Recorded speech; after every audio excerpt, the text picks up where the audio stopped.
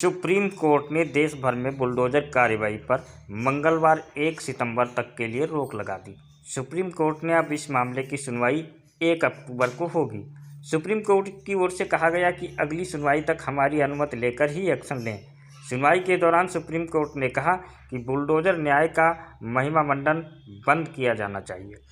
Supreme court के निर्देश को यूपी की योगी आदित्यनाथ सरकार के लिए बड़ा झटका माना जा रहा है। बुलडोजर बाबा के नाम से मशहूर हुए यूपी के मुख्यमंत्री योगी आदित्यनाथ की सरकार की ओर से सूबे में बुलडोजर एक्शन के खिलाफ जमीयत उलमाए हिंद ने सुप्रीम कोर्ट में याचिका लगाई थी।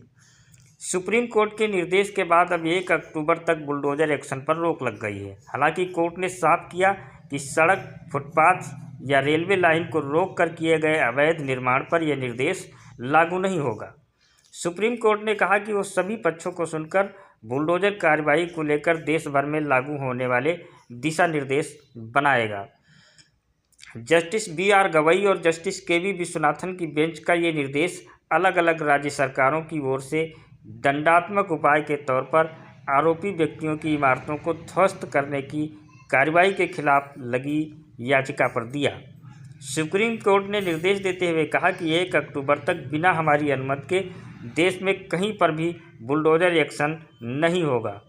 याचिकाकर्ता जमीयत उलेमाए हिंद की ओर से सुप्रीम कोर्ट में दाखिल याचिका में कहा गया है कि बीजेपी शासित राज्यों में मुसलमानों को निशाना बनाकर बुलडोजर एक्शन लिया जा रहा है।